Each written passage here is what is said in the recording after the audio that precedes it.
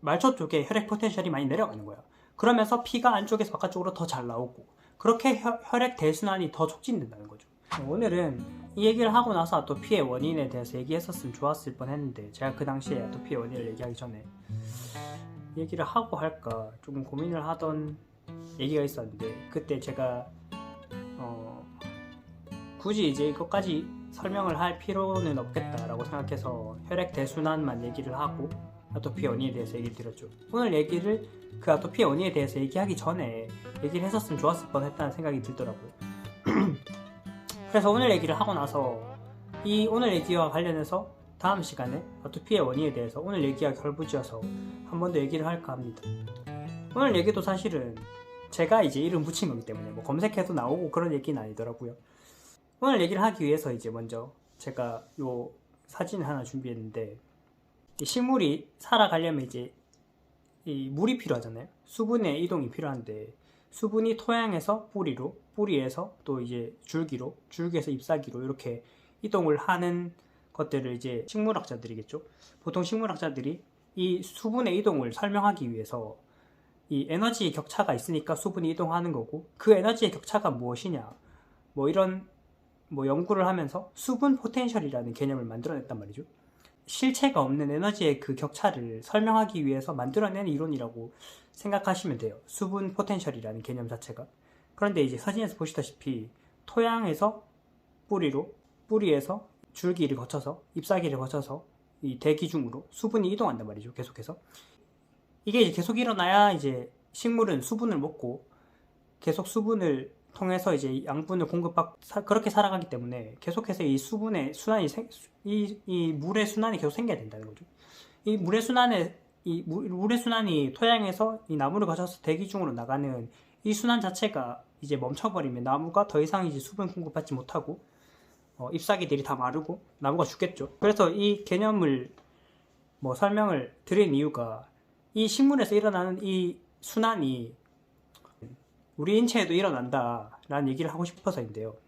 우리 인체에서는 나무는 이제 수분이 가장 중요하고, 우린 동물이니까 수분도 중요하지만 여러 가지 체액 중에서 혈액이 가장 중요하단 말이죠. 그래서 제가 지난번에 이제 혈액 대순환이라고 하면서 낮 시간에, 오전 시간에 기상할 때 이 안쪽에 심부 쪽에 있던 혈액들이 말초, 피부나 근육 뭐 이런 말초에 해당하는 기관으로 이 수분이 쭉 나온다고 했잖아요. 그러면서 기상을 하고 잠에서 깨고, 그러고 이제 어느 정도 이 오후까지 계속해서 나오다가 이제 오후 늦게 저녁쯤이 되면 다시 이 바깥쪽 말초 쪽 기관에서 혈액들이 이 심부 쪽으로 쭉 이동한다고 했잖아요.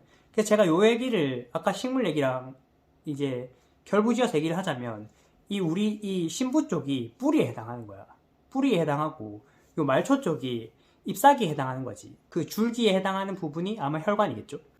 그리고 이제 토양의 부분이 우리 몸의 비장이라는 그런 기관이라고 저는 생각을 해요.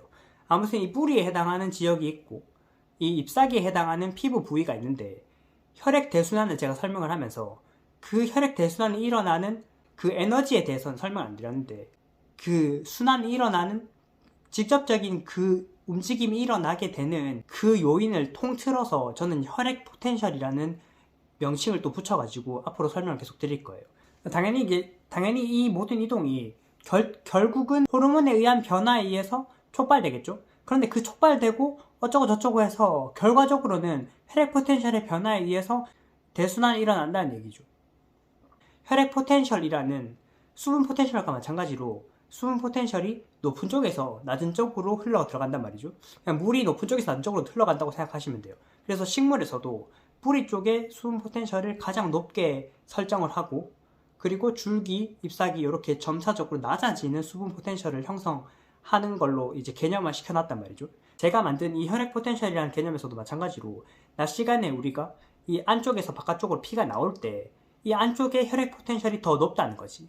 그리고 이 말초 쪽에 해당하는 곳에 혈액 포텐셜이 더 낮아지는 상태, 그때가 이 안쪽에서 피가 바깥쪽으로 나오는 상황이라는 거죠. 그리고 반대로 이제 늦은 오후가 되고 저녁이 되면 이 바깥쪽의 혈액 포텐셜이 오히려 높아지고 이 안쪽의 혈액 포텐셜이 낮아지면서 바깥쪽에서 안쪽으로 피가 들어가는 형상, 그런 상황이 일어난다. 여기서 이런 순환이 일어나는 에너지의 차이를 그냥 혈액 포텐셜이라는 새로운 개념을 제가 만들어서 설명을 앞으로 계속 드린다고 그냥 생각하시면 돼요.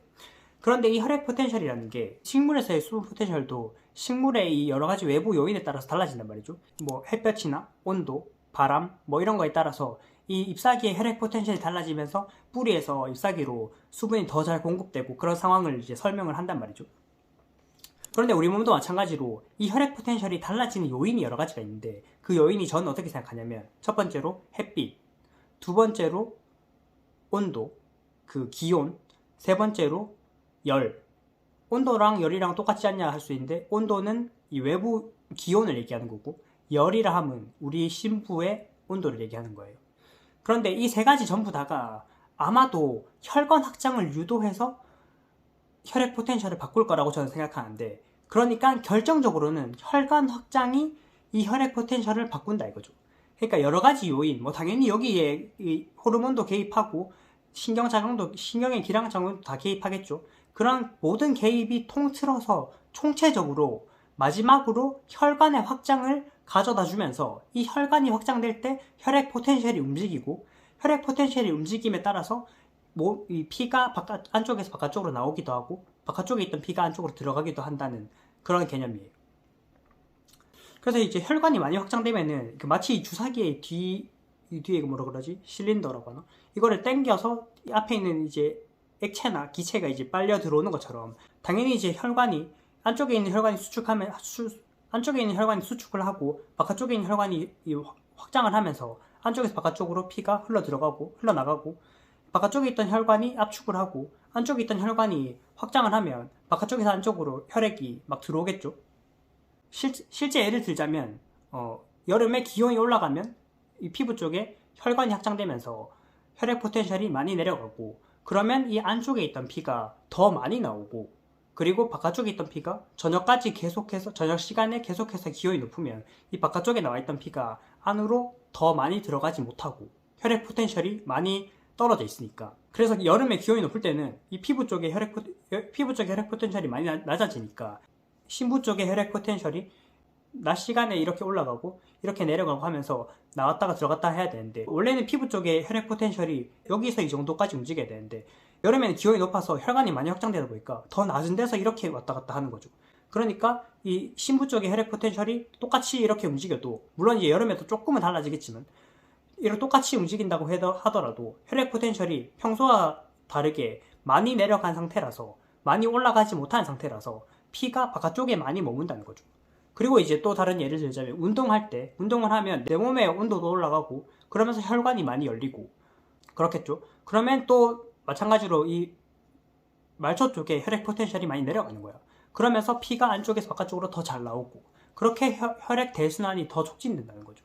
그리고 저녁 시간에 이제 바깥쪽에 있던 피가 안쪽으로 들어가야 되는데 그러려면 이제 안쪽에 이제 혈액 포텐셜이 낮아져야겠죠. 바깥쪽 말초 쪽의 기관은 혈액 포텐셜이 올라가야 되고 그래야 바깥쪽에 있던 피가 안쪽으로 잘 들어오는데 저녁 시간에 운동을 해버리면 바깥쪽에 이제 말초 쪽에 있는 혈액 포텐셜들이 많이 낮아지면서 피가 안쪽으로 많이 못 들어오게 되고 또 저녁에 막 이렇게 집중해서 일을 막 하게 되다 보면 일이라는 건 결국은 이제 뇌나 이 말초 기관에 피를 많이 필요로 하기 때문에 이 말초 기관의 혈액 포텐셜이 평소보다 낮아지겠죠.